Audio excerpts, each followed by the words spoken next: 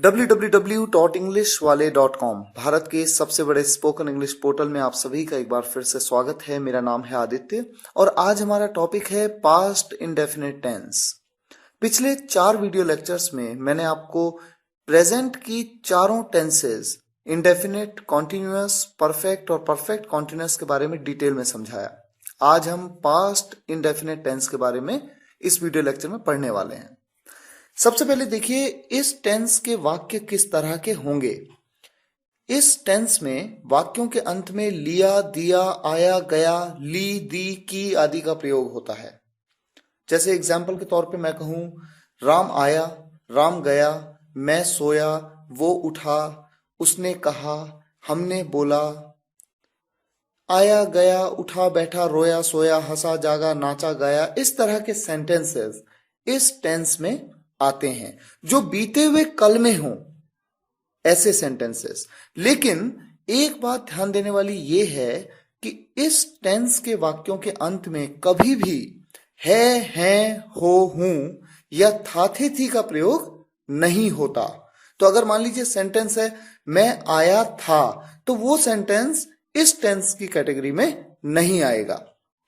यहां पर आएगा आया, गया, उठा, बैठा, सोया, रोया, जैसा मैंने आपको बताया। सबसे पहले ये इंपॉर्टेंट है कि आपको ये पहचानना होगा कि सेंटेंस किस टेंस में है।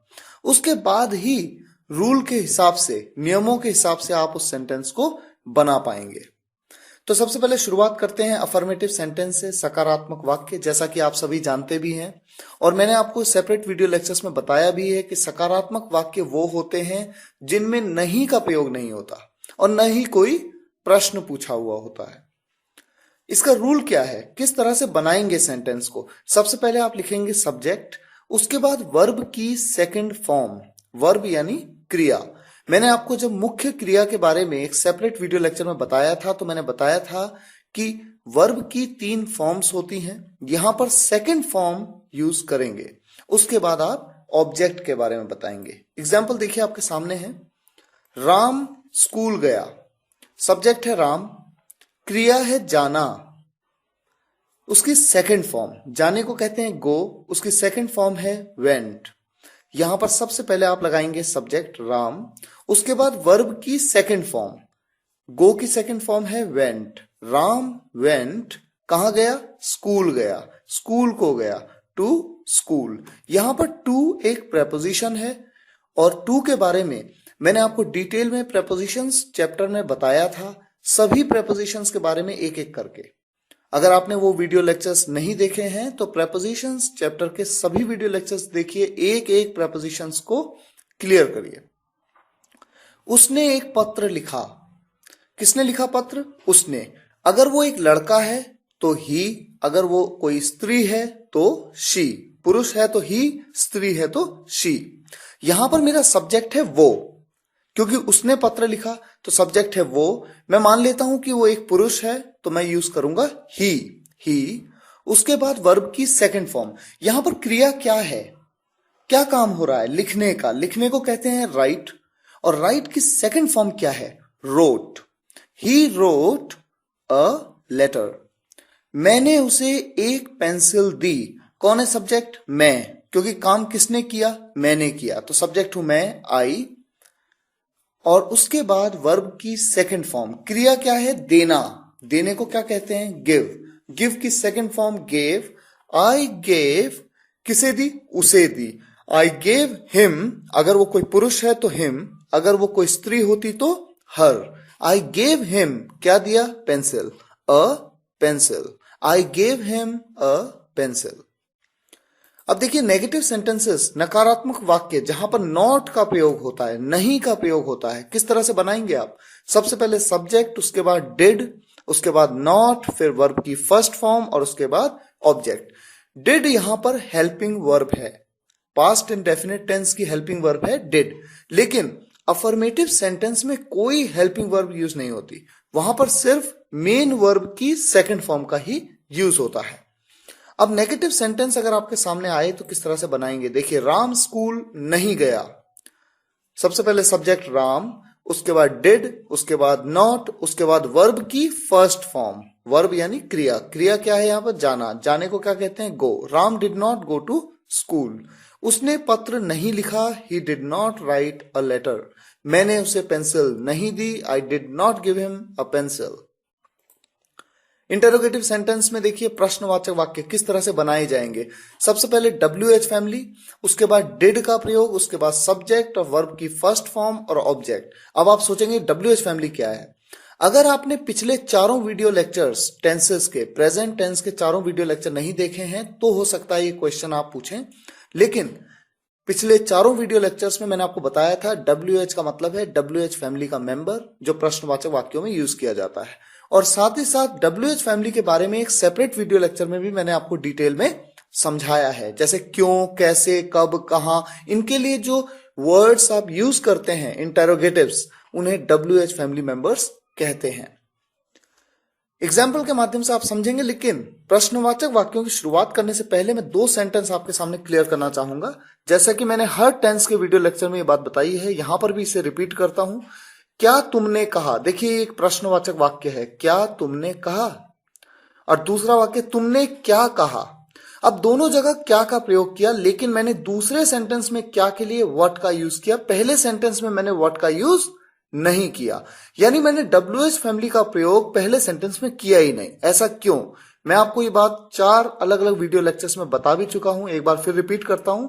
देखिए होता यह है, जब भी कोई प्रश्न आपसे पूछा जाए, जब भी कोई क्वेश्चन पूछा जाए, अगर उसका आंसर आप यस और नो में दे सकते हैं, अगर उसका आंसर आप यस और नो में दे सकते हैं, तो इसका मतलब यह है कि वहां पर कोई WH फैमिली नहीं है। यानी वहां पर व्हाट का प्रयोग आप क्या के लिए नहीं करेंगे। हाँ, अगर कोई ऐसा प्रश्न हो जिसका जवाब आप यस और नो, हाँ या ना में नहीं दे सकते, तब वहां पर WH फैमिली होती है। पहले एग्जांपल में देखिए, क्या तुमने कहा। अगर मैं आपसे पूछूं क्या तुमने कहा, तो क्या कहने की बात है, ये तो अंडरस्टूड है, हमारे बीच में ये बात ऑलरेडी हो चुकी होगी, तभी मैं आपसे ऐसा कह रहा हूं, क्या तुमने कहा।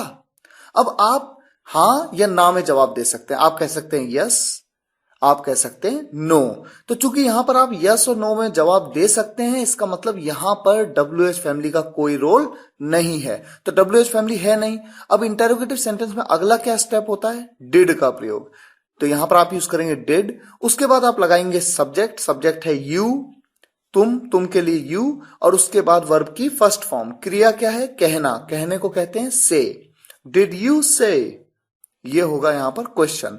और अगर मैं आपसे पूछूं तुमने क्या कहा, तो आप यहां पर हाँ या ना में जवाब नहीं दे सकते। आप ये नहीं, मैं पूछूं कि तुमने क्या कहा, तो आप ये नहीं कह सकते कि हाँ या नहीं, यस या नो नहीं कहेंगे। आप बताएंगे कि आपने क्या कहा।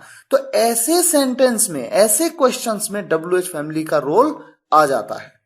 क्या के लिए आप यूज करेंगे WH फैमिली? व्हाट, उसके बाद डिड, उसके बाद सब्जेक्ट है यू, उसके बाद वर्ब की फर्स्ट फॉर्म से। कुछ और एग्जांपल्स लेते हैं। उसने कौन सा खेल खेला? Which game did she play? यहां पर शी का यूज किया। मैं ये मान लेता हूं कि जिसकी मैं बात कर रहा हूं वो एक स्त्री है। और विच गेम, कौन सा खेल, कौन सा के लिए विच और खेल गेम, ये पूरा WH फैमिली का पार्ट बन गया। विच गेम, ये बात WH फैमिली मेंबर चैप्टर में मैंने आपको बताई थी कि किस तरह से सेंटेंसेस में वर्ड्स एक साथ कंबाइन होते हैं। तुमने ऐसा क्यों सोचा? क्यों के लिए वाई, उसके बाद डिड, उसके बाद सब्जेक्ट है यू, उसके बाद वर्ब की फर्स्ट फॉर्म थिंक, और उसके बाद सारा ऑब्जेक्टिव पार्ट। ऐसा को सो का यूज किया जाता है ऐसा के लिए। तुमने ऐसा क्यों सोचा? Why did you think so. Mummy ने तुम्हें कितने पैसे दिए? कितने पैसे, how much money. How much का प्रयोग क्यों किया? क्योंकि मनी एक अनकाउंटेबल नाउन है। ऐसा क्यों? ये बात हाउ मेनी और हाउ मच के वीडियो लेक्चर में, जो नाउन चैप्टर में मैंने आपको बताया था, उसमें डिटेल में समझाया गया है। How much money did mom give you? आपने उसके साथ क्या गलत किया? What did you do wrong to him? देखिए, क्या के लिए व्हाट, WH फैमिली, उसके बाद हेल्पिंग वर्ब डिड, उसके बाद सब्जेक्ट यू, उसके बाद वर्ब की फर्स्ट फॉर्म। यहां पर क्रिया क्या है? करना, करने को भी डू कहते हैं। तो आप यू के बाद क्या लगाएंगे? करने के लिए डू, उसके बाद गलत, रॉन्ग किसके साथ? उसके साथ, to him. What did you do wrong to him? क्या उसने ताजमहल देखा? डिड ही सी द ताज? ताज के साथ द का प्रयोग आपने क्यों किया? ये बात आर्टिकल्स के वीडियो लेक्चर में डिटेल में मैंने आपको समझाई थी। तुमने मुझे फोन कब किया? कब के लिए कौन सा WH फैमिली मेंबर है? When. When did you call मी? यहां पर सिर्फ आपको कॉन्सेप्ट्स के बारे में बताया गया है। Practice makes a man perfect, मैं हमेशा से ऐसा कहता हूं। मैंने आपको बताया जितना आप प्रैक्टिस करेंगे उतना बेहतर होते जाएंगे। The more you practice the more you learn. englishwale.com English speaking course book आपके पास है। जितना हो सके टेंसेस की प्रैक्टिस करिए। एक एक टेंस के वीडियो लेक्चर को ध्यान से सुनिए, देखिए, समझिए, प्रैक्टिस करिए। और फिर भी कोई कॉन्सेप्ट अगर क्लियर ना हो, कोई प्रश्न आपके दिमाग में हो, बेझिझक हमें ईमेल के माध्यम से पूछिए, हम आपके सभी प्रश्नों के उत्तर देंगे। मिलते हैं नेक्स्ट वीडियो लेक्चर में पास्ट कॉन्टिन्यूअस टेंस के साथ। तब तक के लिए विदा लेंगे। धन्यवाद।